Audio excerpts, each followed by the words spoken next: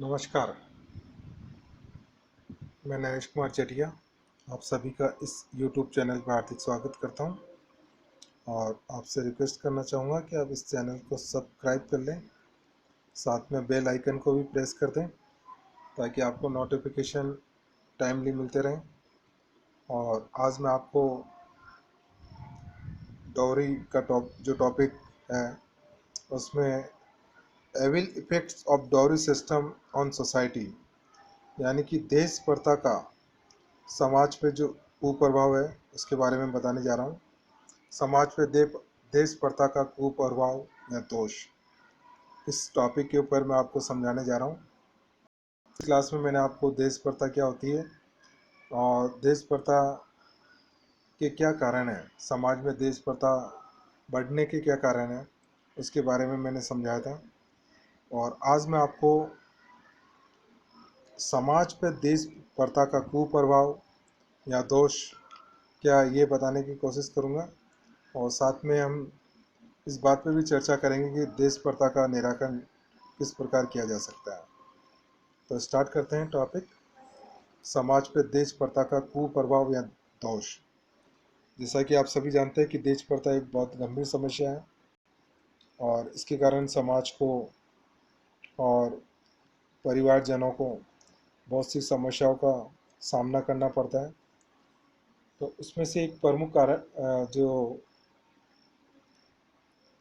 कुप्रभाव है वो है बालिका वध।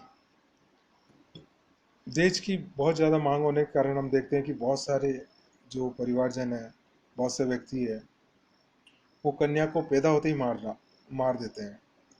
और इस कुप्रथा का जो प्रचलन है राजस्थान में विशेष रूप से रहा है। यद्यपि कानून के कारण ये प्रथा लगभग समाप्त हो चुकी है, पूरी तरह समाप्त हो चुकी है, लेकिन प्राचीन समय में ये बहुत ही गंभीर समस्या थी जो देश का एक कुप्रभाव थी।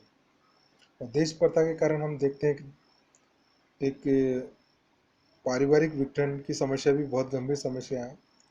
कई बार कम देश देने के कारण ससुराल में अनेक प्रकार के कष्ट दिए जाते हैं स्त्रियों को और इसके कारण दोनों परिवारों में तनाव और संघर्ष की स्थिति होती है और इसके कारण पति पत्नी का जो सुखी जीवन है वो समाप्त हो जाता है। और देश प्रथा के कारण हम देखते हैं कि आत्महत्या और हत्या की समस्या भी बहुत गंभीर समस्या है। बहुत सी लड़कियों को दहेज नहीं देने के कारण ससुराल में इतना मानसिक रूप से प्रताड़ित किया जाता रहा, शारीरिक रूप से प्रताड़ित किया जाता है कि मजबूरन कई स्त्रियां सुसाइड कर लेती है, आत्महत्या कर लेती है और कई बार ये भी होता है कि उनकी हत्या भी कर दी जाती है।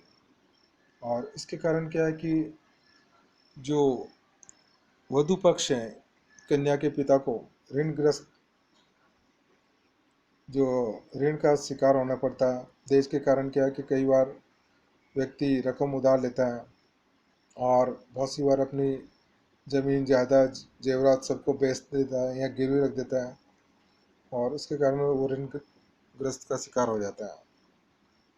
और देश प्रथा के कारण हम देखते हैं कि व्यक्ति का जो जीवन स्तर है वो निम्न हो जाता है। कन्या का दहेज जुटाने के लिए परिवार को अपनी अनेक आवश्यकताओं की जो है पूर्ति में कटौती करनी पड़ती है। बचत करने के कारण परिवार का जीवन स्तर गिर जाता है। और इसके कारण हम एक समस्या और भी है, वो है बहुपत्नी विवाह। दहेज प्राप्त करने के लिए व्यक्ति कई बार बहुत सी स्त्रियों से विवाह कर लेता है। यद्यपि इस कुप्रथा को कानून द्वारा रोक दिया गया है, लेकिन फिर भी देश के कारण व्यक्ति बहुपत्नी विवाह को अपनाता है। और इसके कारण एक समस्या और है, वो है बेमेल विवाह।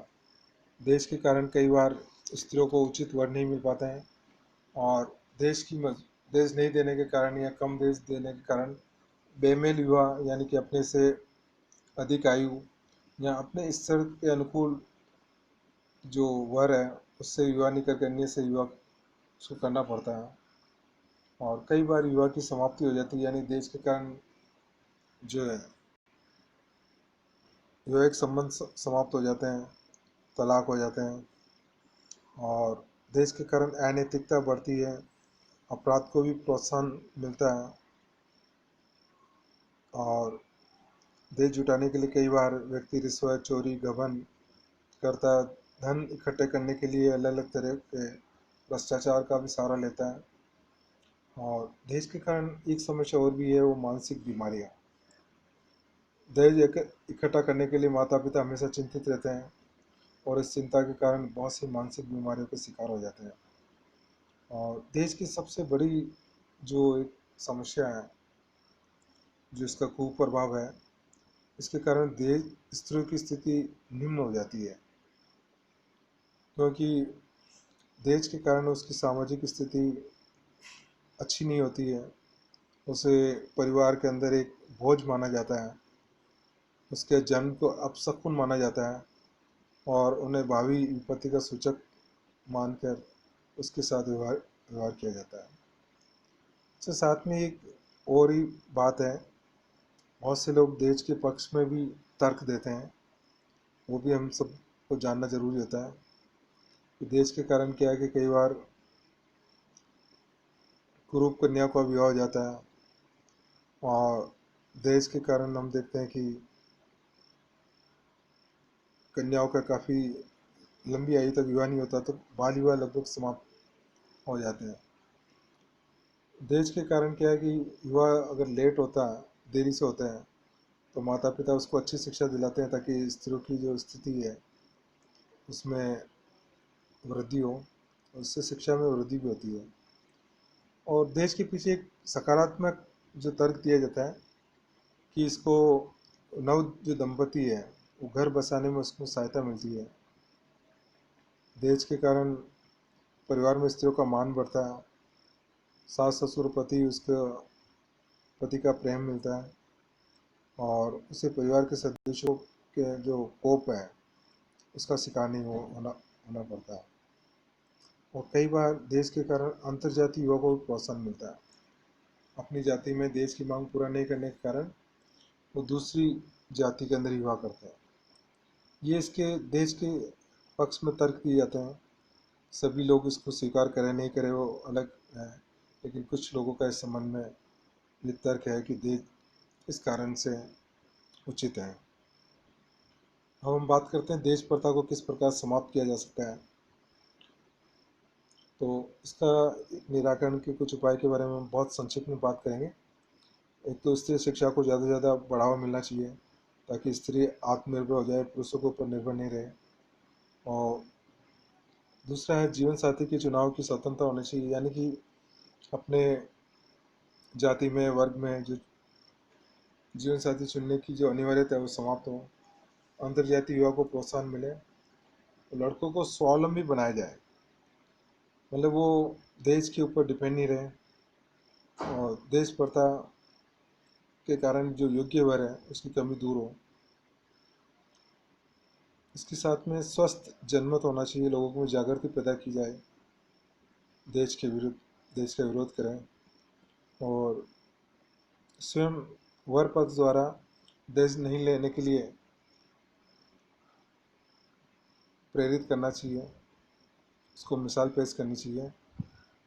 और युवाओं को भी आंदोलन करना चाहिए कि देश प्रथा को समाप्त किया जाए, संगठित होकर इसका विरोध करें।